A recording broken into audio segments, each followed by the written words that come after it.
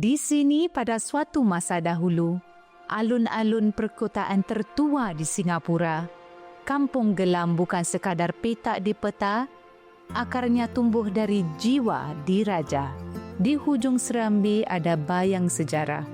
Di celah jendela berlabuh memori yang indah. Kampung Gelam, tanah bersulam hikmah, warisan tak lapuk meski zaman berubah. Poskod Singapura 7, di sini pada suatu masa.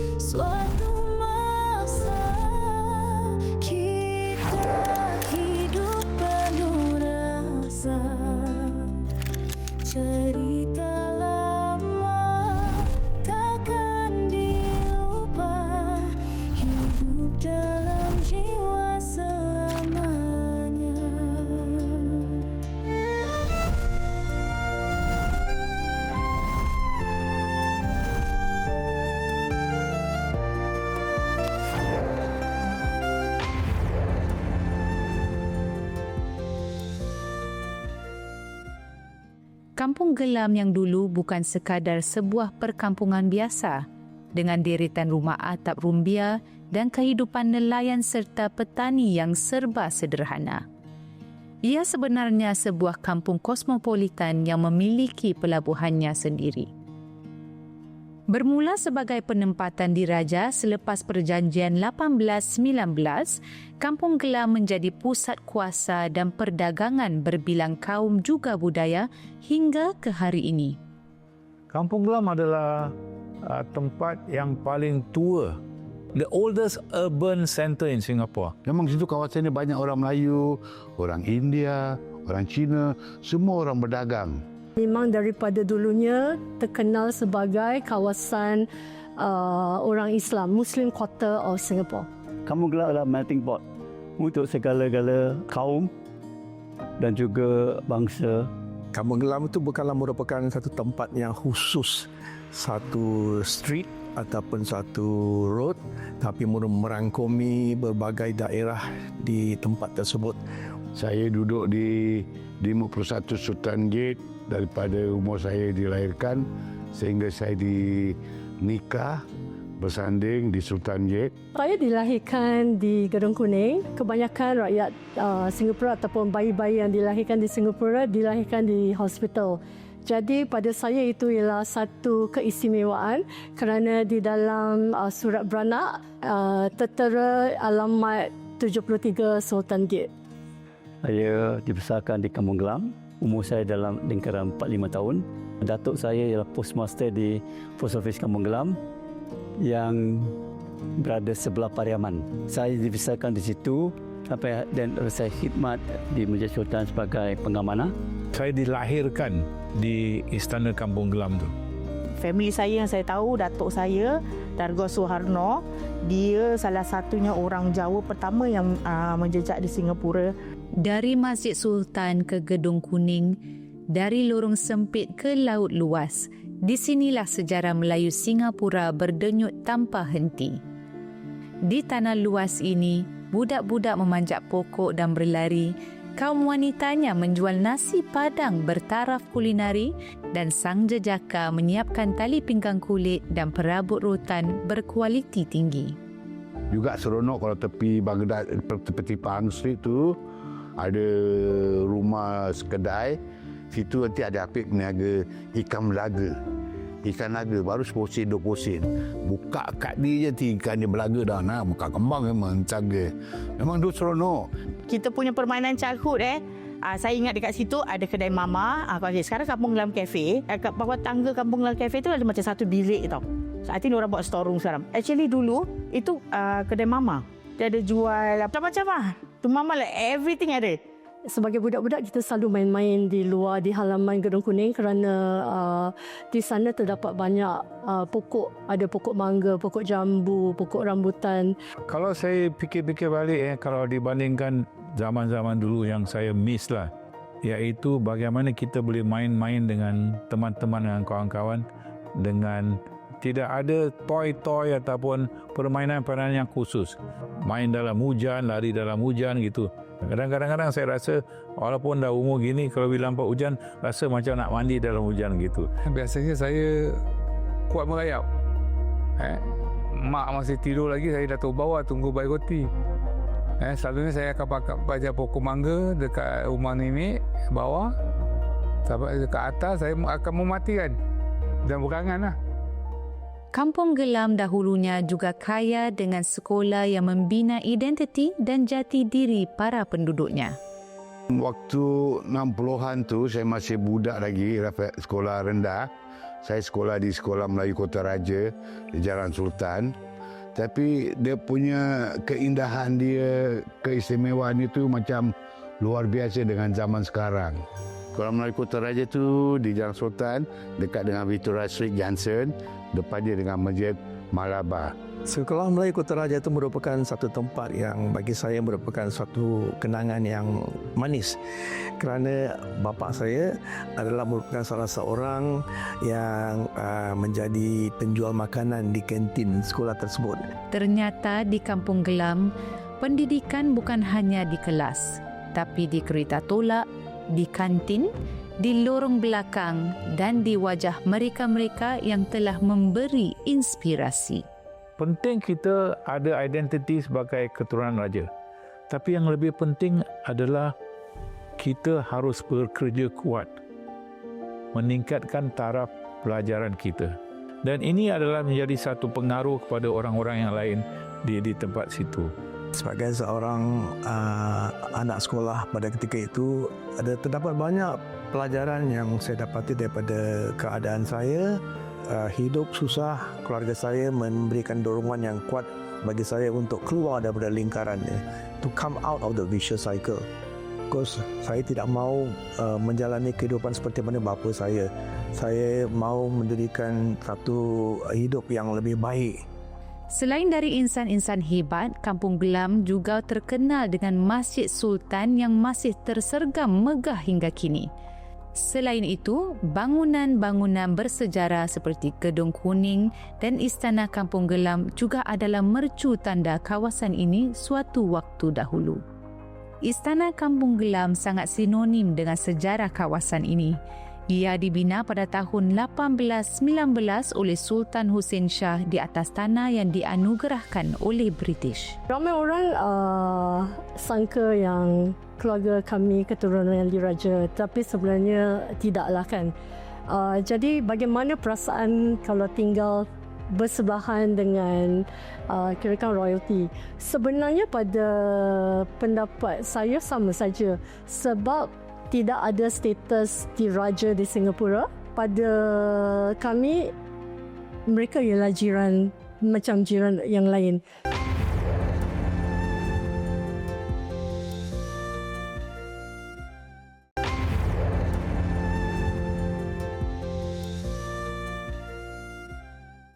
Istana Kampung Gelam bukan sekadar bangunan. Ia adalah nadi warisan diraja Melayu di tengah kota. Dikelilingi pagar batu dan rumah pembantu, di sinilah kehidupan kerabat berlangsung, penuh adat dan sejarah. Namun, kemegahannya tidak kekal lama. Keluarga yang utama adalah sebelah saya, sebagai ketua waris pada keluarga daripada Sultan Hussein, Sultan Aziz semualah. Dan akhirnya pada arwah ayah saya. Dalam istana sebenarnya tidak beza dengan rumah-rumah yang lain. Dulu di istana tu pun belum ada elektrik. Masih pakai lampu pam, minyak pam, Walaupun isinya suram, Istana Kampung Gelam merupakan kawasan yang sangat digemari penduduk kawasan ini. Istana Kampung Gelam tu dulunya merupakan salah satu tempat ataupun pusat daya tarik orang-orang Melayu, kerana banyak kegiatan-kegiatan dijalankan pada satu klub yang begitu terkenal pada ketika itu, namanya Klub Kota Raja. Mereka adakan fun fair, adakan lomba lari, adakan macam-macam wayang sebulan sekali dan sebagainya. Hari ini, istana ini terus menyimpan warisan, memelihara budaya dan menyambungkan masa lalu kepada generasi kini. Ia adalah sebuah ruang hidup yang kini dikenali sebagai Taman Warisan Melayu. Dari Istana Kampung Gelam yang megah, lambang daulat dan sejarah, kita melangkah ke sebelahnya. Sebuah bangunan berwajah kuning yang tak kurang istimewanya, Gedung Kuning. Tanah istana tu dan Istana Kampung Gelam milik pemerintah, milik negara.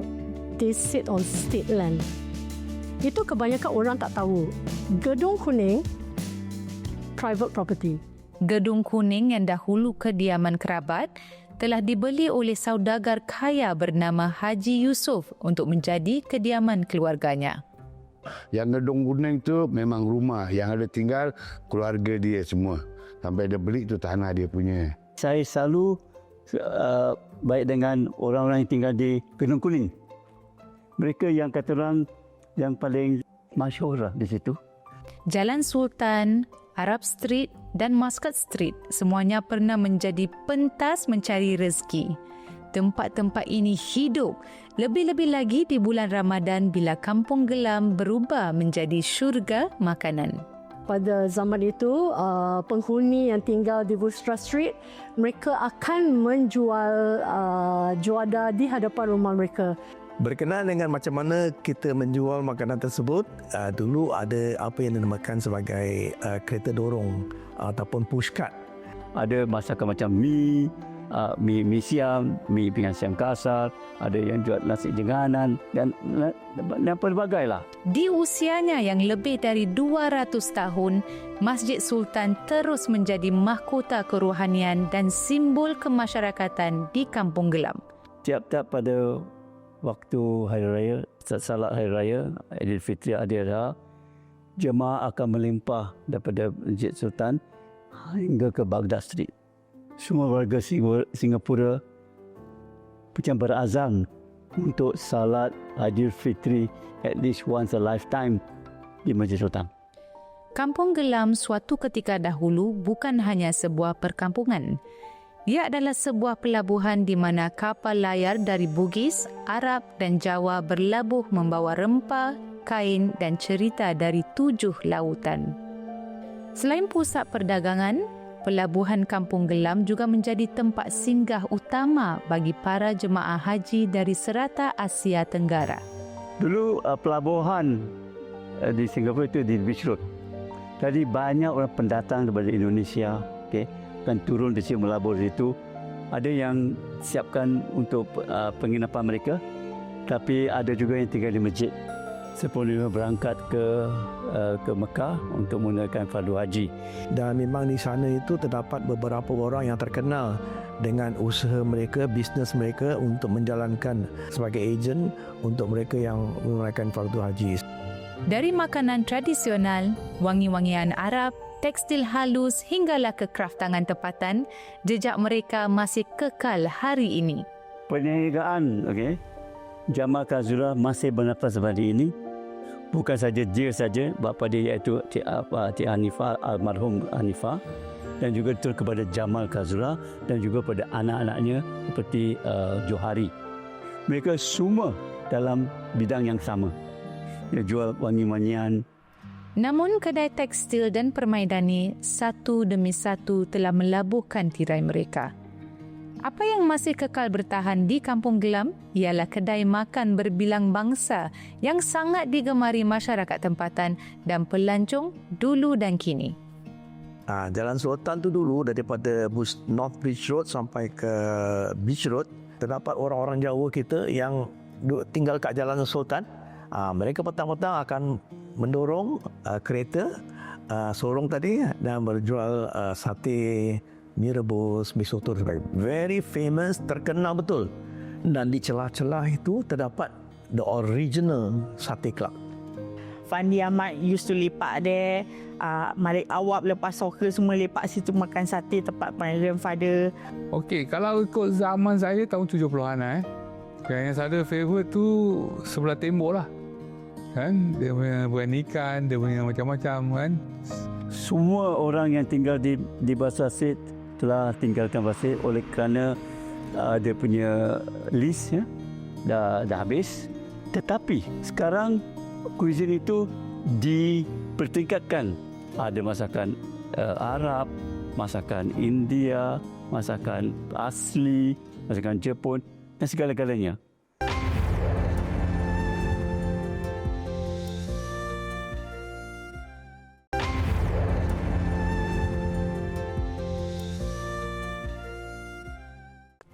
Di sini, jiran adalah saudara.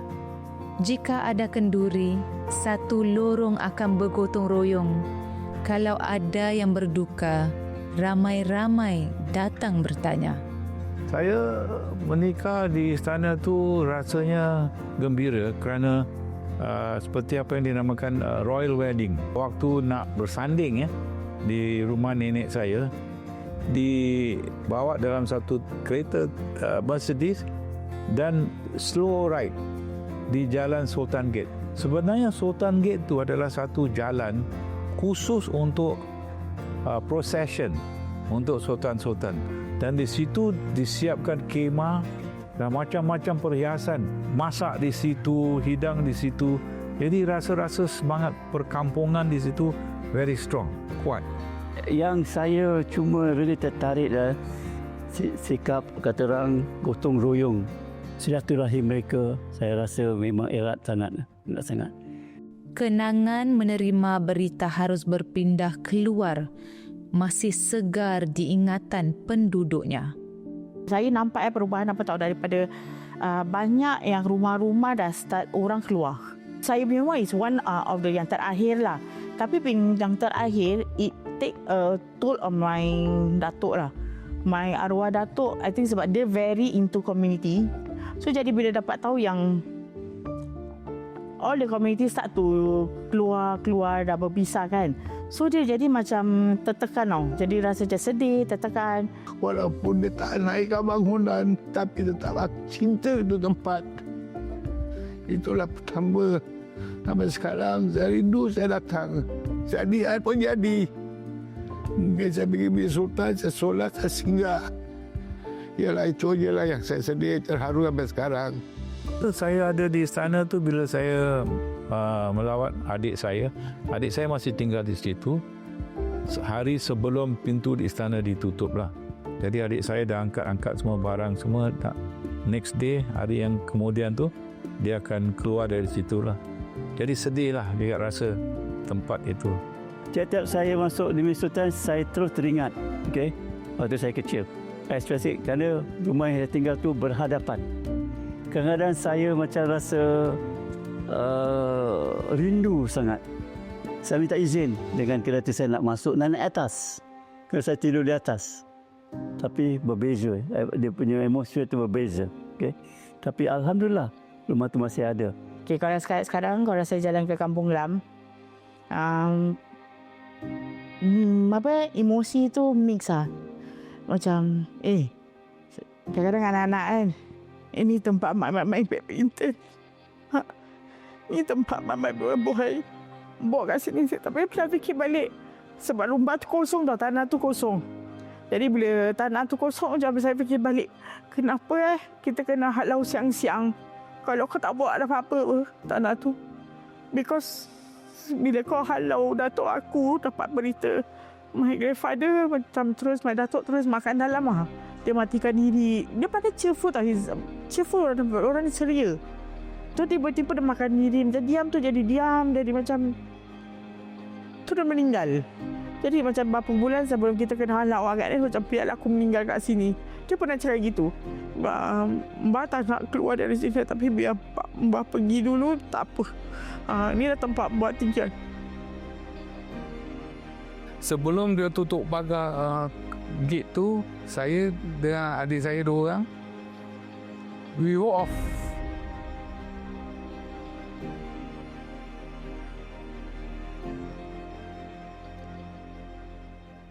Bila kita terpaksa keluar dari Gedung Kuning dan kebanyakan orang-orang yang lebih tua macam pakcik saya, nenek saudara saya yang tinggal di Gedung Kuning,